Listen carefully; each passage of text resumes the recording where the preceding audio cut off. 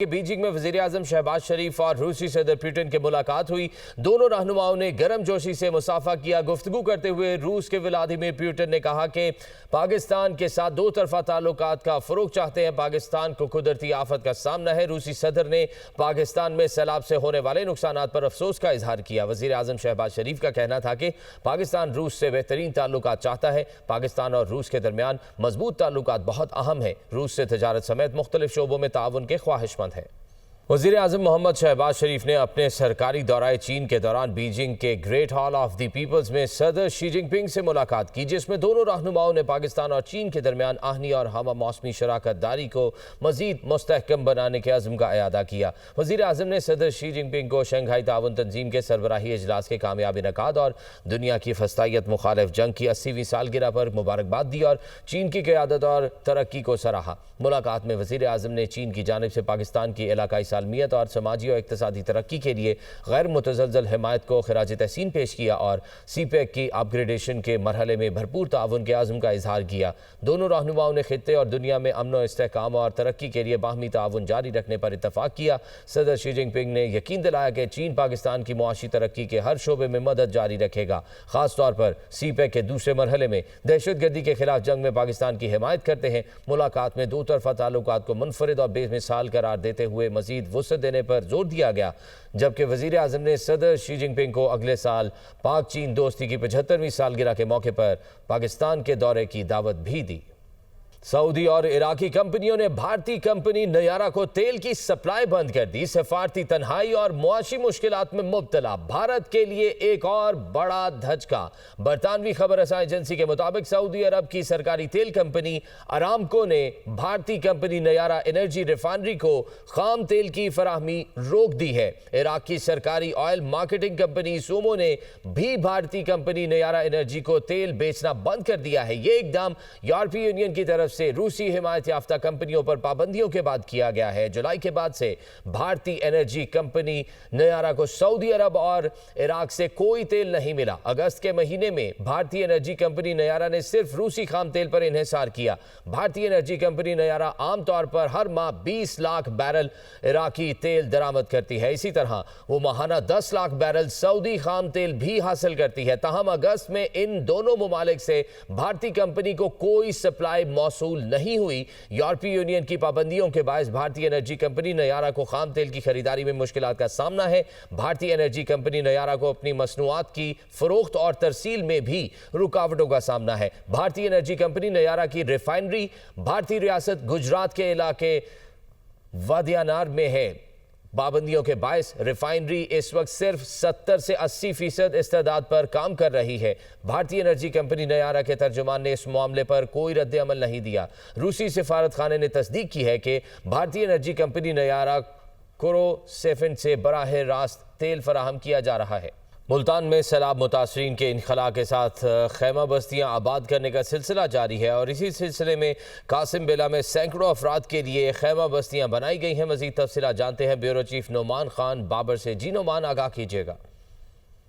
बिल्कुल, दरिया चनाब में ऊंचे दर्जे का सैलाब है, जबकि इसके साथ साथ हेड मोहम्मद वाला से भी इस वक्त 4.5 लाख क्यूसेक का जो है रेला गुजर रहा है, जिससे 138 बस्तियां जो हैं ज़ेर आब आई हैं। सूरत हाल कि 4 लाख अफराद जो हैं इससे मुतासर हुए हैं। अब तक 3 लाख से ज़ायद अफराद का इनखला जो है उसका यकीनी बनाया गया है। इस वक्त DC मुल्तान जो है वसीम अहमद संधू में हमारे साथ मौजूद है, उनसे बात करते हैं। टोटल 25 हमने जो टेंट सिटीज़ हैं वो इस्टेब्लिश किए हुए हैं, जहाँ पे 2000 से ज़्यादा हमने टेंट्स लगाए हुए हैं। जैसे अब कुछ लोग आ रहे हैं इर्द गिर्द के इलाकों से, हमारे पास बैकअप में स्टॉक पड़ा हुआ है। हमारी टीमें लगी हुई हैं। जैसे कोई आता है हमारे टेंट्स इंस्टॉल्ड हैं। कोई अगर एकदम से ज़्यादा लोग आ जाएं तो हम फ़ौरन टेंट्स इंस्टॉल करके तो उनको वहाँ सेटल भी कर रहे हैं और उनको खाना भी दे रहे हैं।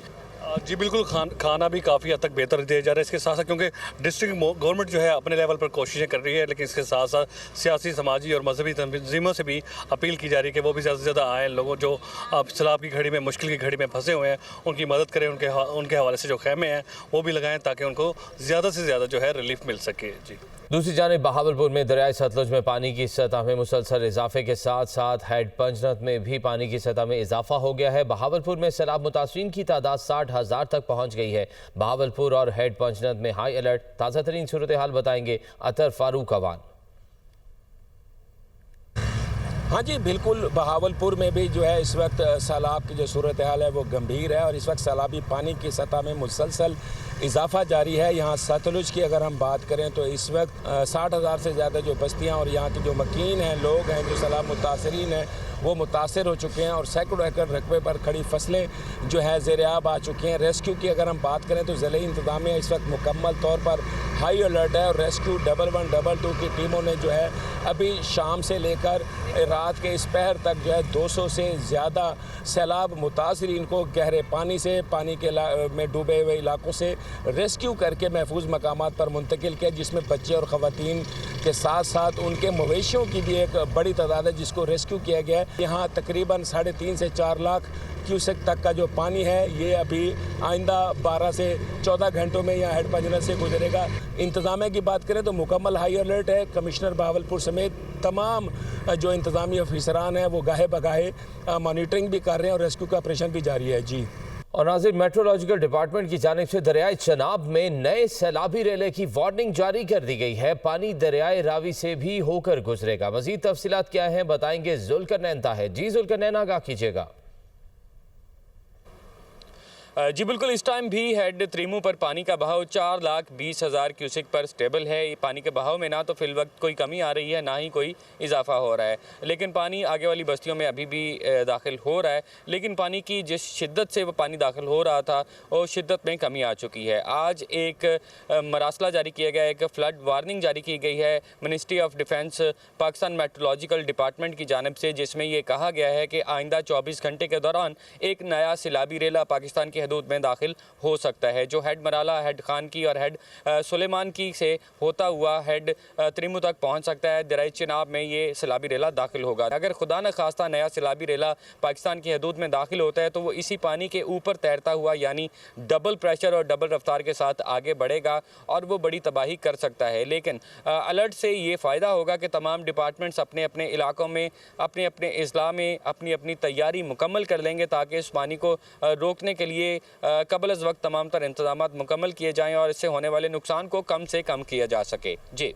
कमालिया में हेड सदनाई पर माई सफोरा बंद को बारूदी मवाद से उड़ा दिया गया है। डिप्टी कमिश्नर टोबा टेक सिंह का कहना है कि हेड सदनाई को बचाने के लिए दरियाई रावी का हिफाजती बंद तोड़ा गया है। हेड सदनाई पर इंतहाई ऊंचे दर्जे का सैलाब है। पानी का बहाव 1,68,000 क्यूसेक रिकॉर्ड किया गया है।